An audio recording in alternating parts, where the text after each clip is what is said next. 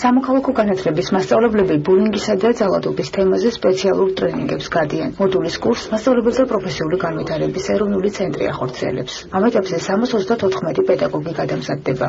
დასრულების შემდეგ კი მასწავლებლებს საშუალება ექნებათ ბულინგისა და ძალადობის მსხვერპლის იდენტიფიცირების. ასევე საკლასო ოთახებში სკოლასა და საზოგადოებაში ბულინგის პრევენციის ხელშეწყობაში მიიღონ მონაწილეობა. Რამოდენიმე კვირა უკვე მიმდინარეობს ეს ტრენინგი